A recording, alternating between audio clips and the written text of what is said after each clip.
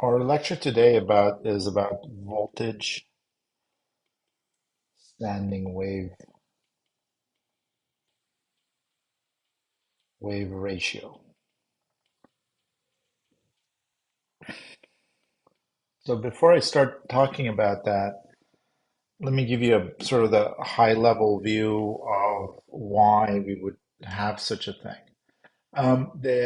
The problem comes from the fact that, although when you're doing the design, as we've mentioned, essentially all you kind of really need to know is the characteristic impedance of the transmission line, and you need to know the load impedance of the transmission line to do your design. And from a design standpoint, you need the source impedance.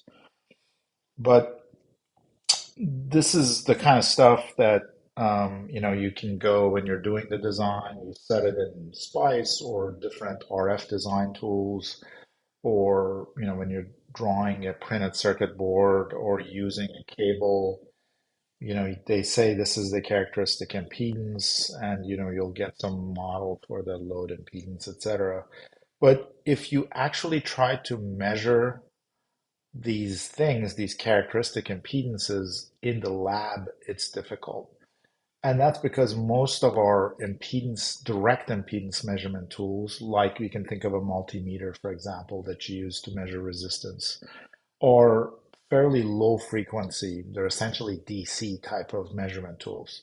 And when we're talking about using transmission lines, typically we're talking about relatively high frequencies. It depends on the distances you're talking about, but you're at least probably talking about tens of megahertz, maybe gigahertz, maybe terahertz. It might just be really, really fast. And you just can't, use a multimeter to test impedances in this case. Because also remember that these impedances in general, for example, the load impedance in general, might be some combinations of L's and R's and C's. I'm just drawing random, like, so this might be the load impedance. So the impedance of an inductor is a function of frequency. It's J omega L is the impedance of an inductor. So, and then omega is 2 pi f. So you can see the impedance of an inductor is a function of the frequency. The impedance of a capacitor is 1 over j omega c. So the same thing for a capacitor. So in general, the impedance is frequency dependent, and we don't really have good actual tools to measure these in the lab.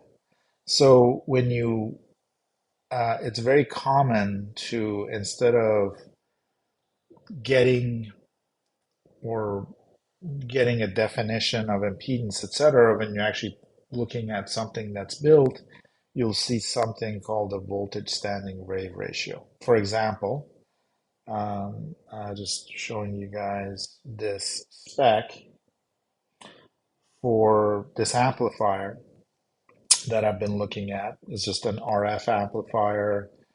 It's got, I'm looking from some vendor. It has some input, output, and so on. But if I look at this top level spec sheet, look at this table that says electro specifications. You'll see the gain of the amplifier. You'll see the input referred noise, some other RF components. But what you don't see is an input impedance. And instead of that, you see something called an input voltage standing wave ratio. There's also an output voltage standing wave ratio. Today we'll be mostly talking about the input voltage standing wave ratio. And also, just as you'll see this later, but in this case it's 1.2, and it has, if you notice, it doesn't really have units. It's a number. It's not 1.2 ohms or something like that, because it's a ratio. And again, in this case, it's 1.2. As we'll see, a number close to 1 is better and a higher number is typically worse. So let's get back to our notes here. So let me just start with drawing. Uh,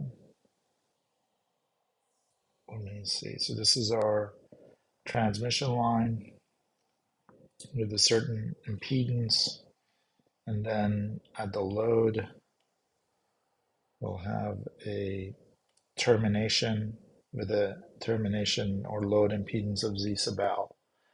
And as we look at the load, if we're looking at different planes along this load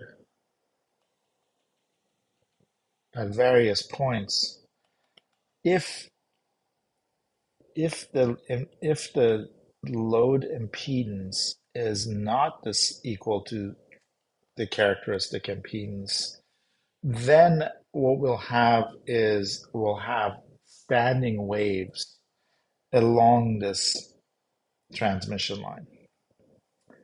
And you might remember this from our initial calculation of what happens when we have a transmission line with an open circuit load or a short circuit load. In other words, when that the impedance of the load was not equal to the impedance of the characteristic impedance of the transmission line. And in those cases, we would end up with a standing wave. And the only case where we didn't have a standing wave was when the load and the characteristic impedance were the same. So if the load and the characteristic impedance are not equal in that general case, then you will have standing waves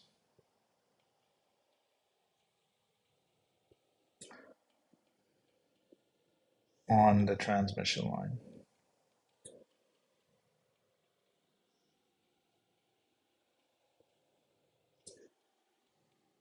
What does a standing wave means? Well, it means that if you just go look through these slices along the transmission line, if you had a way to just look at the average voltages along this transmission lines, you'll see that there are maxima and minima. So for example, in an open circuit load, what you'll see is you'll have a maximum voltage at the load, and it'll go to some minimum value away from the load, and this will repeat itself. And this will be the so-called standing wave, because you could come back tomorrow if the system's on and these maxima and minima will be in the same sort of locations.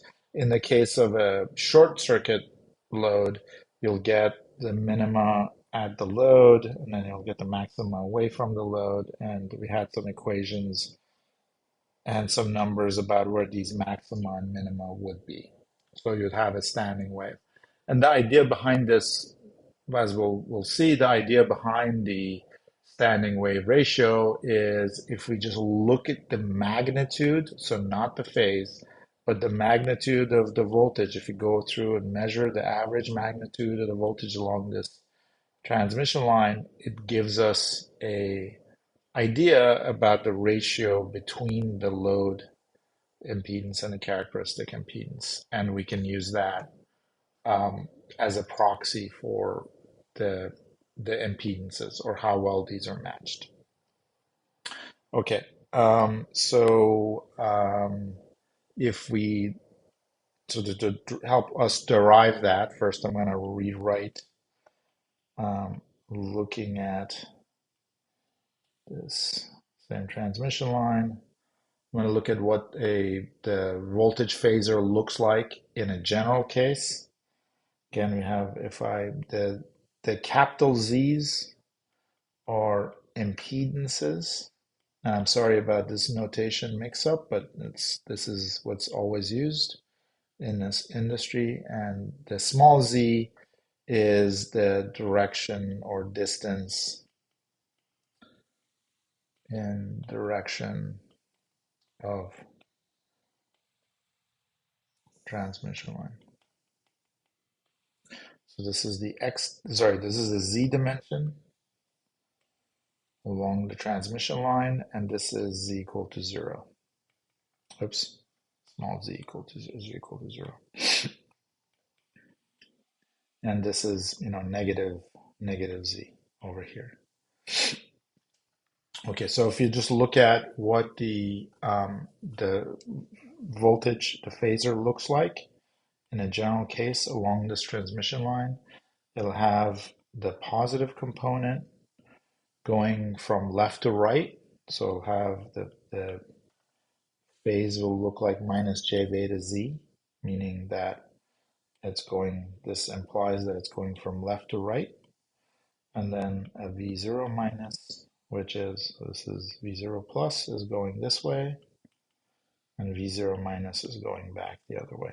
0 minus has a plus j beta z component along it.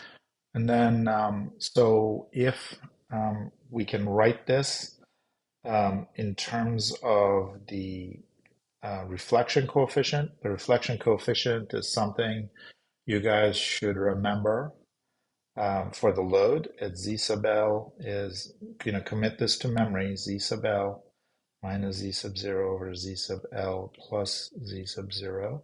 And this is the ratio of the reflected to the transmitted voltages.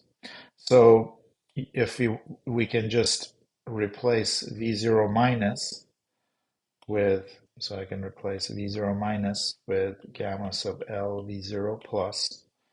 So I end up with V0 plus e to the minus j beta z plus gamma sub L V0 plus e to the plus j beta z. And then I can pull out V0 plus and e to the minus j beta z to come out for this general term. Let's see, what did I end up with? Gamma sub L and e to the plus 2j beta z. Again, we have this 2 is caused by the fact that this was positive. If I pull out a e to the minus j beta z, if it gets multiplied by this, it'll have to give me that. So I end up with that for V sub s. Okay, so now remember also that in a general case, so in general,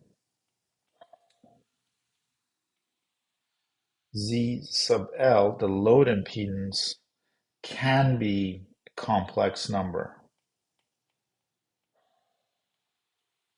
Means that it'll look like it'll have like a resistive component plus some kind of, or instead of putting resistance, I'll put in some constant alpha plus j. I'm going to try not to use the same constants. What constant should I use? I don't know. X plus jy or something. I guess those are not really good constant values. I'm going to do a plus, sorry, keep changing it out. Let's do a plus j beta, meaning that you'll have a complex value for the load impedance. Why is that?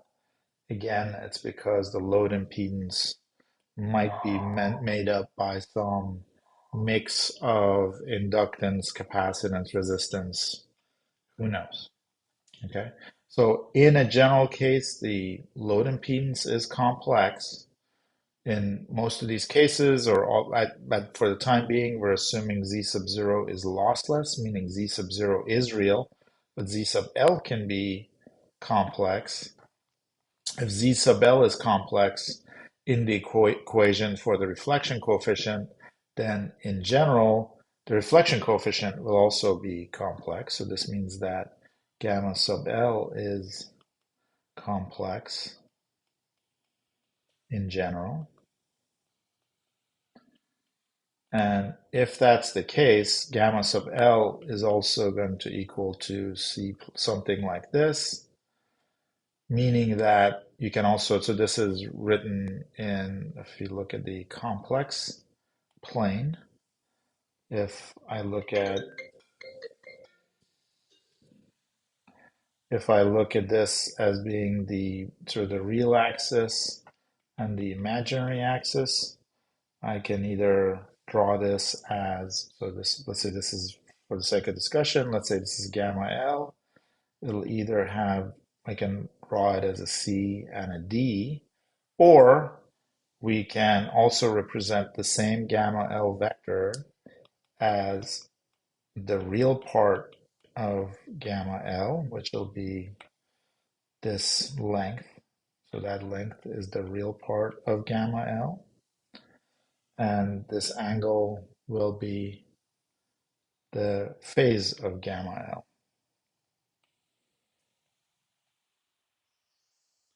So in general, that's what gamma L can be written as in polar coordinates. So we can plug that back into here and we'll end up, if I want to do, if I want to look at the amplitude, if I just want to look at the amplitude of the phasor,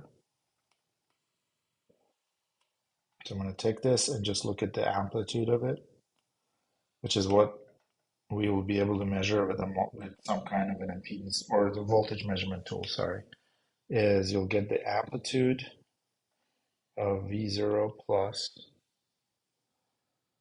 times the amplitude of 1 plus gamma sub L times e to the j 2 beta z plus v sub L. So what I've done here is I've plugged this into gamma sub L and taken the amplitude on both sides.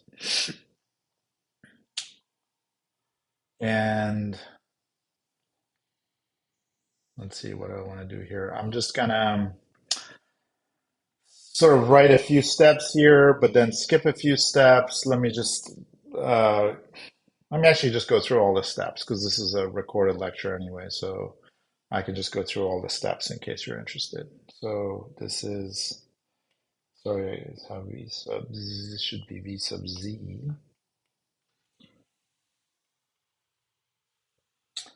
Okay, then V sub Z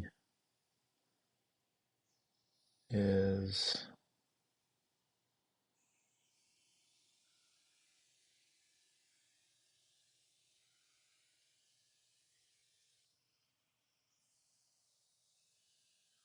well, you know what? Let me take a couple of steps back. This has already gone forward a couple of steps. I want to move this down and show you guys how we get to this point step by step.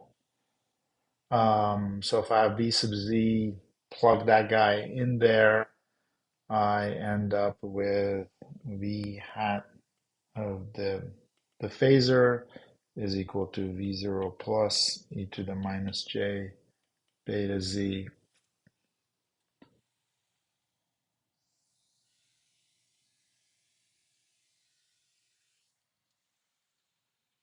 1 plus um, the absolute value of gamma L cosine of 2 beta plus phi sub L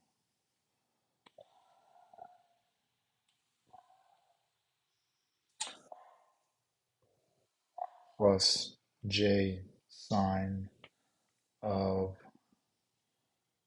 this should have a z in it here, 2 beta z plus phi sub L. This is taking this exponential and putting it in terms of cosine plus j sine. And then when I go and try to take the absolute value of this, oops,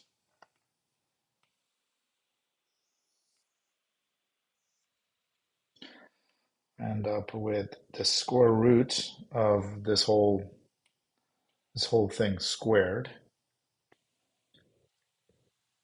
So I warned you guys I was going to go through the whole thing. Sorry, I need, so just the, so it would include the V0 plus here, the absolute value of that, 1 squared plus gamma sub L squared cosine squared 2 beta z plus phi sub L plus 2j cosine of 2 beta z plus phi sub L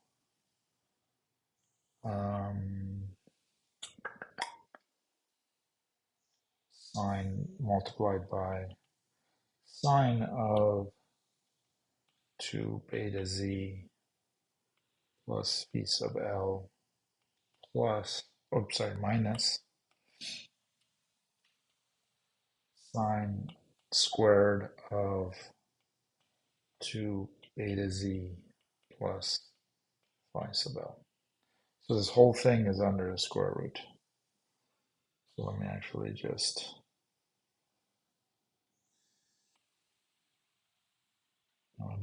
all this whole thing is to the 1/2 power. And so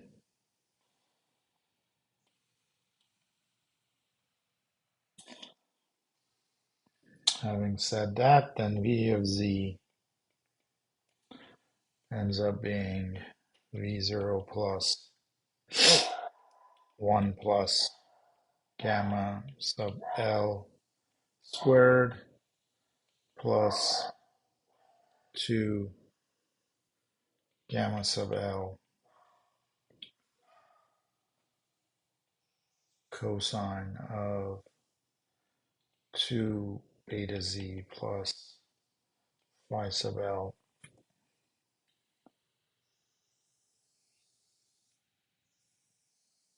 to the 1/2.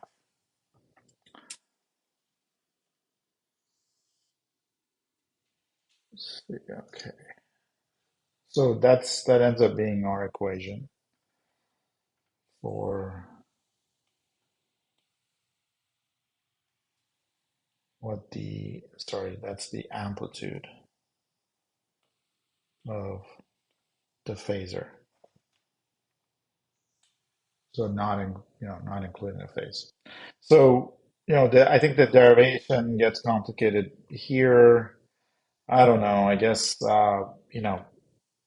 it's just sort of complex math calculations and getting the amplitude of the complex math. Generally, you should know it for this class, but what you really need to know is this kind of end equation for our purposes right now. So that's what it equals to. This is the amplitude of the phasor, so amplitude of the voltage anywhere along this line.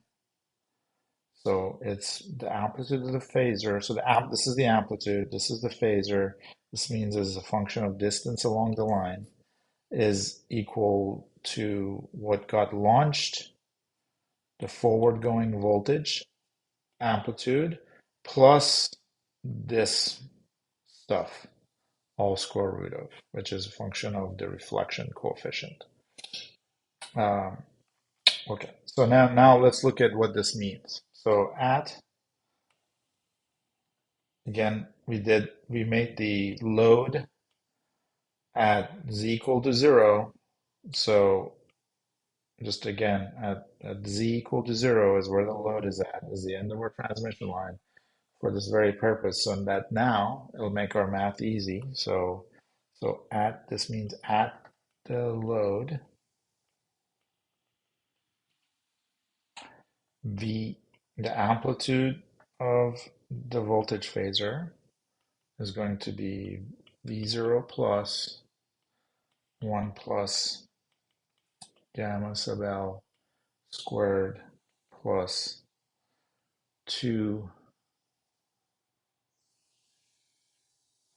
gamma sub L cosine of phi sub L. The whole thing square root of. Okay, now let's make a couple of assumptions. So assume, sorry, say 1, assume that the load is open circuit.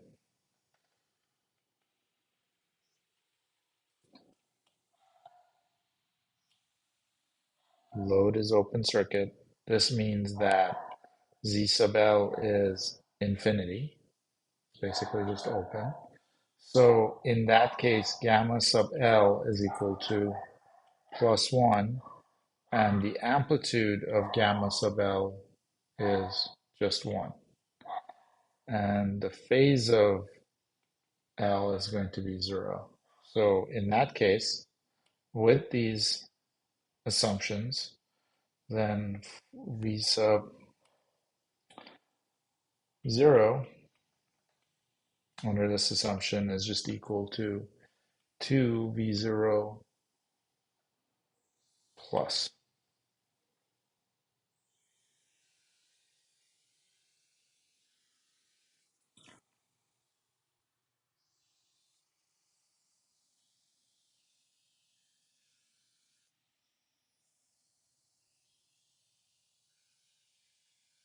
So basically what happens is this is 1, this will be 1 squared, this will be 2 times 1, cos times 1, cosine of 0 is 1. So I end up with 4 here, but it's square root of, so you end up with 2. 2 times V0 plus is what you get. And we kind of expected that from our previous studies, so that's should be expected. Be expected because it says the amplitude of the voltage at the load. So we were saying that at the load, the reflected wave is equal to the transmitted, what was coming. So overall, when you sum them together, you end up with 2V0 plus. Okay. Now let's say we have another case, in the case of a short-circuited load. We have assume that load is short-circuited, meaning that Z sub L is equal to 0. And in that case, gamma sub L is equal to minus 1. And V sub L is equal to pi. So when we plug these things, these guys, oops, didn't want to mark that. When we plug these guys into this equation, now we end up with V sub 0, or the magnitude of the phasor, is equal to 0 at load.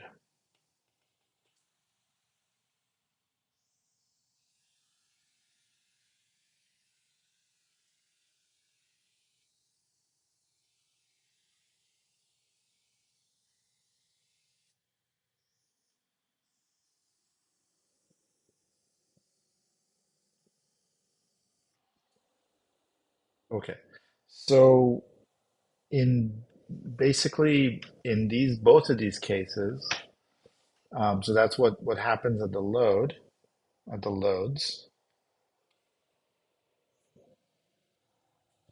And then when we look at this equation, we also notice the following, that there is, because this equation is a function of cosine, the cosine function of phi sub L, sorry, is a cosine. So when we look at this equation, it's a function. So this was all at z equal to 0 at the load. But if you look down the transmission line, this equation, so this stays the same, this is the same, this is the same, this is the same. But as we walk down the load, this z is changing. It's sort of a negative value. It starts at z equal to 0 at the load, and then it's a negative value as you walk back away from the load, from right to left. So you'll get, because you have a cosine function of this, the cosine is going to go from, a -1 value to a +1 value. And it's going to do this in a periodic way. So you're going to have maxima and minima. And the maxima of the voltage phasor amplitude are going to occur at,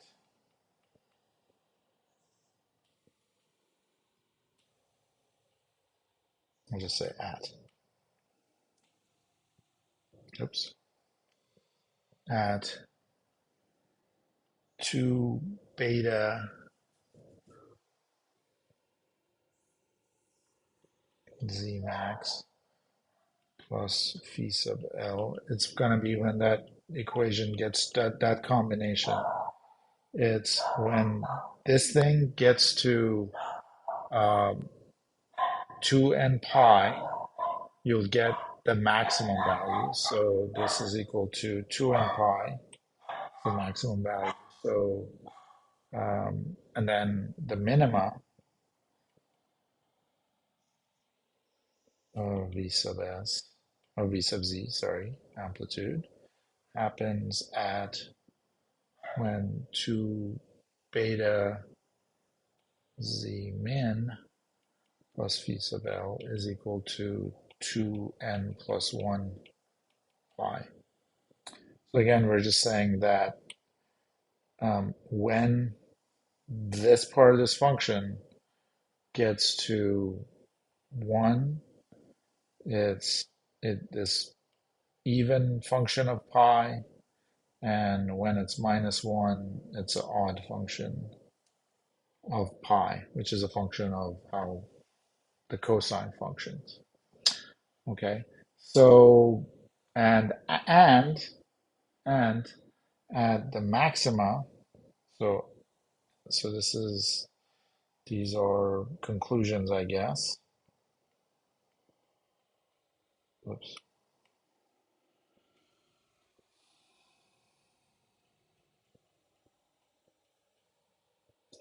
So this is 1, this is 2, 3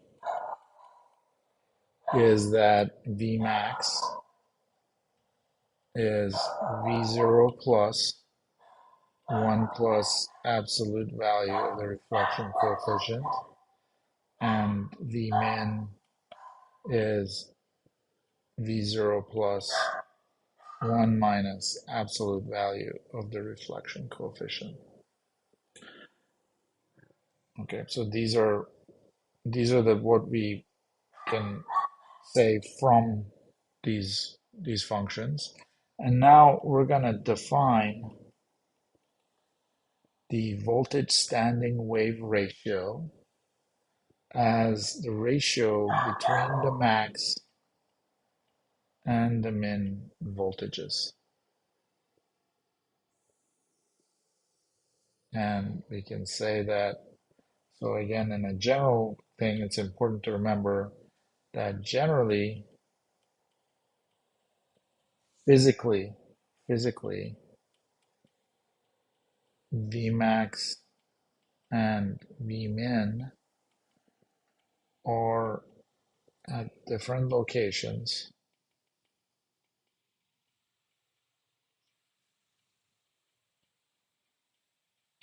along the transmission line,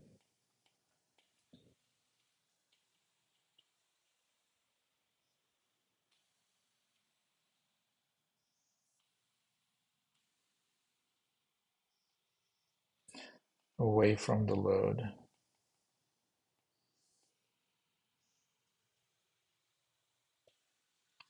And they have a periodic, and they show up, so you see Vmax and Vmin periodically along the transmission line. So, and they're periodic, they appear periodically.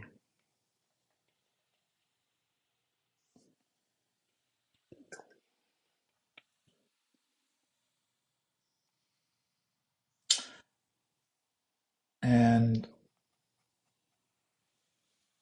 also the other, you can also write this voltage standing wave ratio as 1 plus, if we basically plug these guys in for Vmax, Vmin, we'll see that for a lossless transmission line, you'll end up with 1 plus gamma sub L absolute value and 1 minus gamma sub L value. So, sorry, by the way, this is also sometimes referred to as S. Well, this is the voltage standing wave ratio. So, but as a function, it's basically a function of this ratio is a function of the load impedance. Okay. And so, let's see.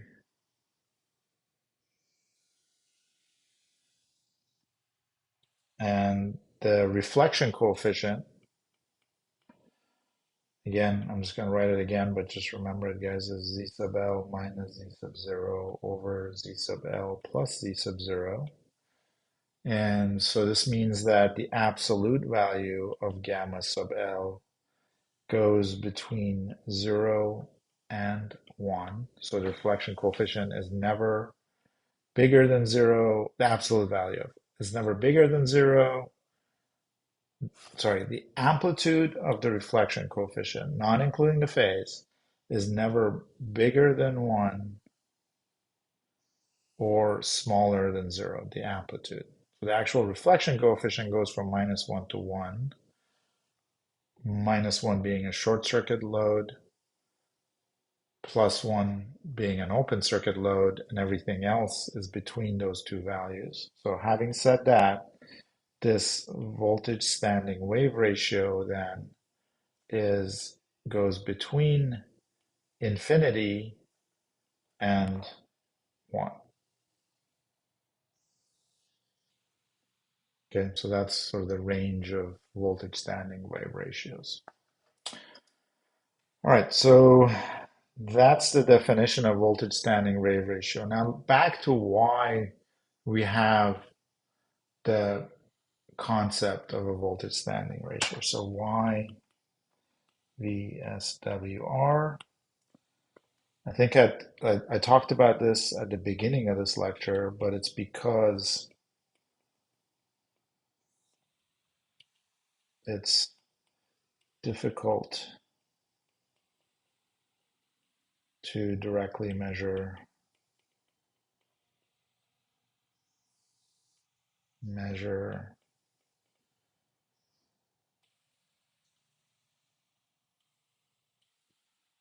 gamma sub L in the lab.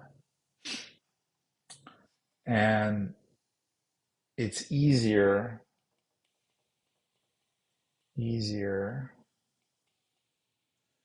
to find locations of Vmax and Vmin along the transmission line.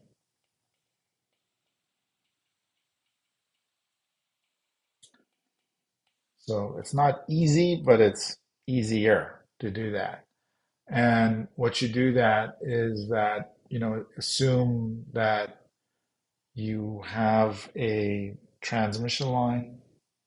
Say this is now, imagine this is on a printed circuit board and you have these two lines. And um, let's say I have this as a load and it's a surface mount resistor. I want to draw it as a surface mount resistor in your printed circuit board. You could actually take a power meter. So if you had a power meter,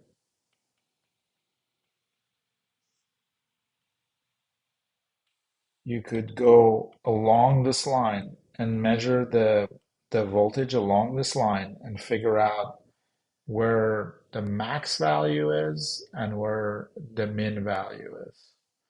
And so, and that way you can find basically the reflection coefficient with the following value. So, okay, so the value that you'd get with your power meter,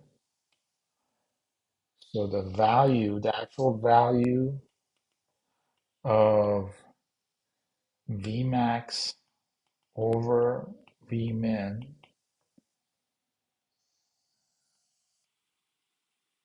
gives the absolute value of the reflection coefficient.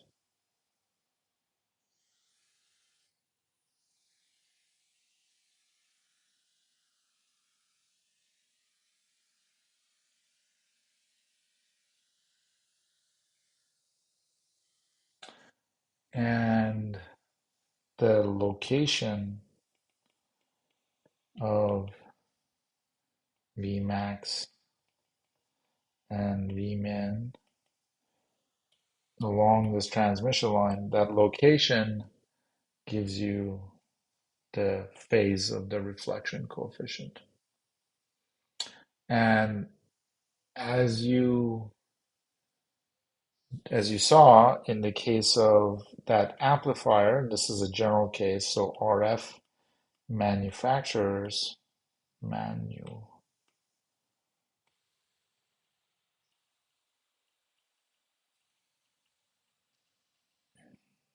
will spec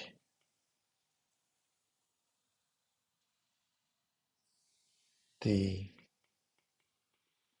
voltage standing wave ratio.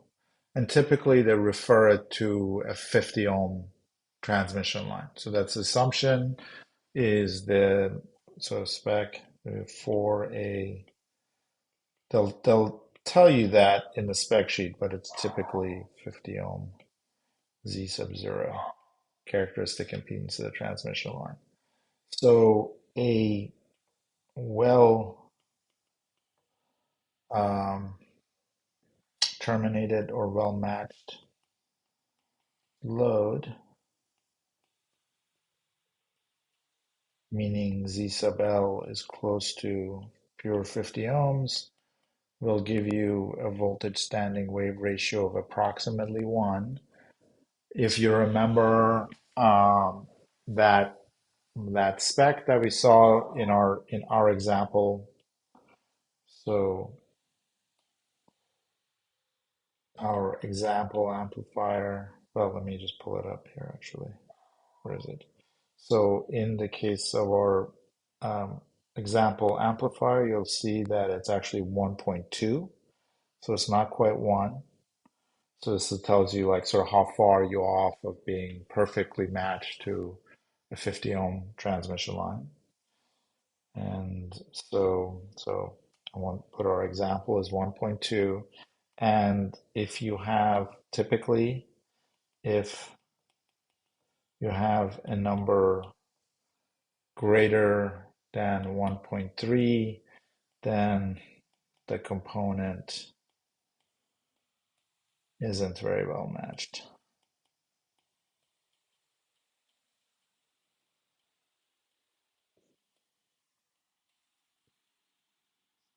Oops, matched to 50 ohms. Boy, my handwriting isn't doing very well here. Very well matched to 50 ohm. Again, they'll tell you if it's 50 ohm, but it's kind of understood that it's 50 ohm.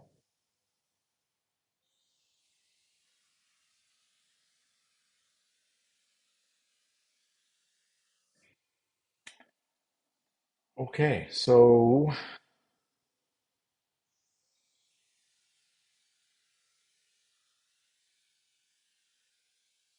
all right. So let's consider, so that's sort of the definition of voltage standing wave ratio. It's something you'll see from RF manufacturers when you buy loads of various kinds. Again, a typical load is like an RF amplifier that you might need in your circuits. And so it's giving you an indication of how well matched it is. And the reason we have that instead of the reflection coefficient is because the reflection coefficient is difficult to measure. Okay, so now let's look at another couple of cases, another examples, some more examples of voltage standing wave ratios. Or so now think about the case where, so one, let's say assume the absolute value of gamma sub L is equal to 0. And that means that the load and the characteristic impedance are the same. In that case, S is equal to 1. Or was I? I was giving the ranges for S. So S is equal to 1 in this case, so you're well matched, which means that you have V sub Z is equal to V0 plus, which is what we would expect. So in this case, you, because you're fully, because Z sub L is matched to Z sub 0. So if this is the case, again, gamma sub L is equal to 0 using the equation. So Z sub L minus Z sub 0 over Z sub L plus Z sub 0. If Z sub L is equal to Z0, this is equal to 0, which means that this is also a ratio of V0 minus to V0 plus, means that V0 minus is 0. So there's no reflection, there's only the transmitted wave. So you only have V0 going from left to right in this case. It gets fully absorbed in Z sub L. Okay. And if all this means that S is equal to 1, this VSWR is equal to 1, that means that going back to our definition, it means that V sub max over V sub min is equal to 1, or V sub max is equal to V sub min. Meaning that if you took your power meter and started measuring along this line, is you will not see a maxima or a minima for the voltage for this case. And that's because this is the one case where you don't have a standing wave. Because, as we said at the very beginning, the only time where you have a standing wave is when the Z sub L is not perfectly matched to Z sub 0. If you have Z sub L is matched to Z sub 0, you'll get a standing wave because you'll get the forward going wave and you'll get the reverse going wave, and they will interfere with each other and set up sort of a standing wave that'll have some kind of a shape depending on the ratios of Z sub L and Z sub 0. So in this case, in this specific case, you will not see a maxima or minima because there's no interference. There's no wave coming back to interfere with the forward going wave. Okay. So, and that's the case when the voltage standing wave ratio is 1. Okay. Now let's look at another case. Again, when, so is gamma sub L is equal to absolute value is equal to plus 1 and phi sub L is equal to 0. That means you have a open circuit. Remember that phi sub L is equal to pi would give you a short circuit. So this would give you an open circuit and an S value of infinity. So in this case, so for open circuit, V sub z is equal to V0 plus 1 plus the absolute values, 1 plus absolute value of gamma sub L squared. This just goes to 1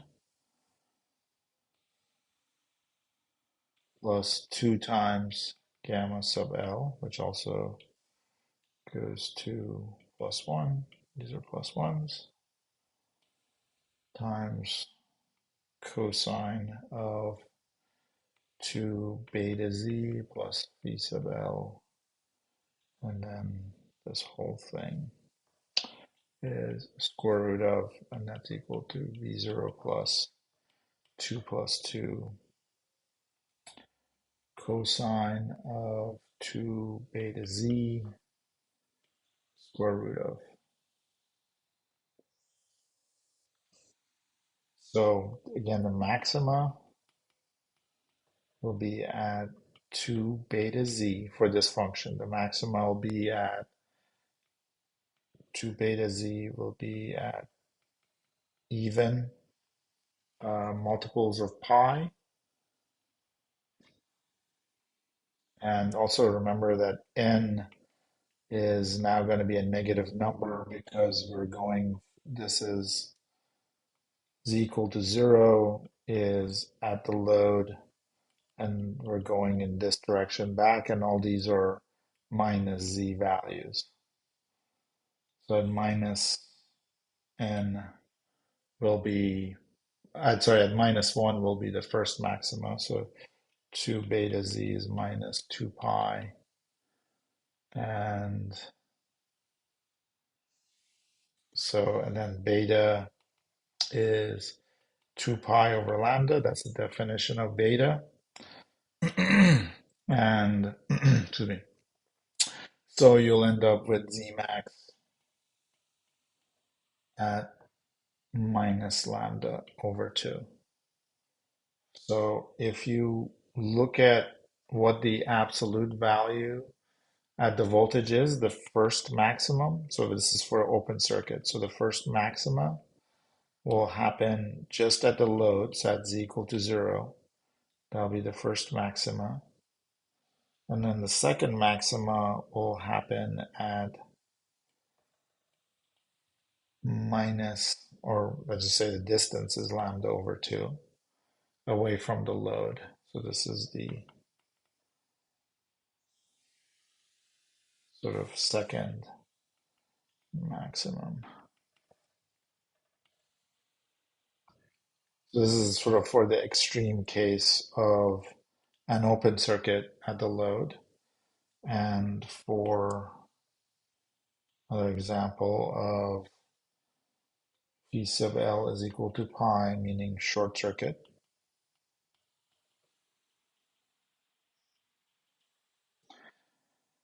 In that case, then if I just draw, I'm just going to draw we'll go through the same calculations, but at z equal to 0, then we end up with the first maxima happening at lambda over 4 away from the load, and then this will sort of keep repeating. And the first minima will be at minus lambda over 2 equal to 0. Yep. Okay.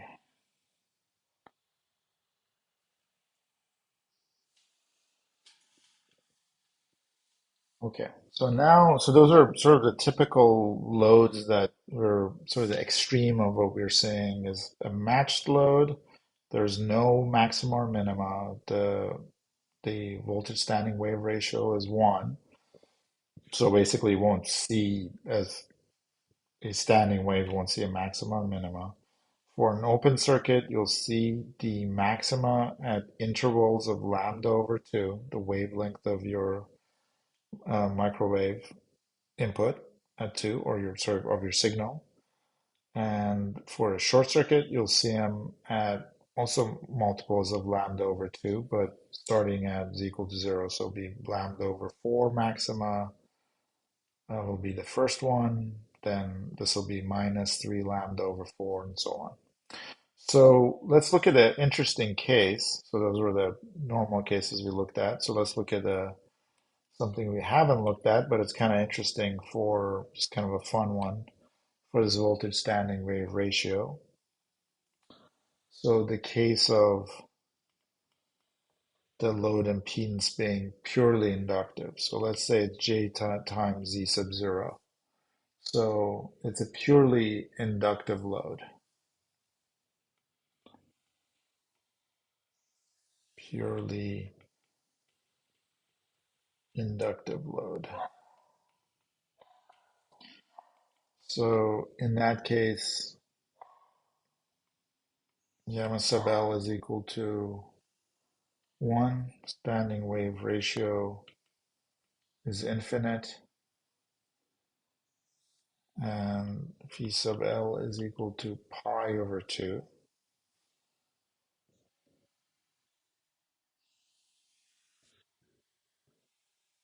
And you end up with 2 beta Z max plus pi over 2 is equal to 2n pi.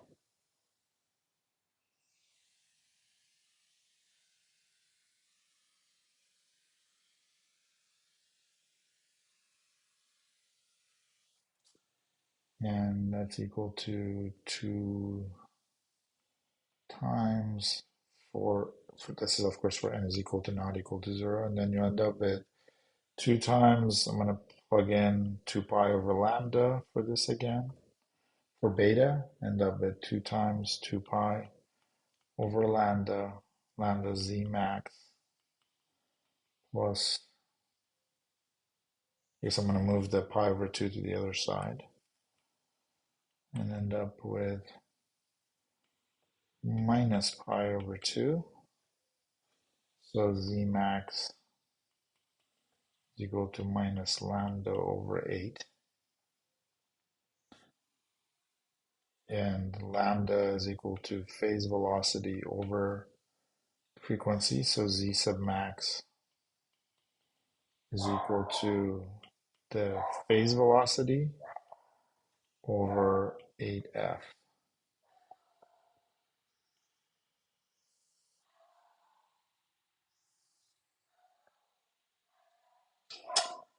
Okay, so basically the amplitude, the sort of the location of the maxima or at these depends on your phase velocity and frequency. And the reason I mentioned this particular thing is because it's an entree to the Smith chart, which is what's coming next.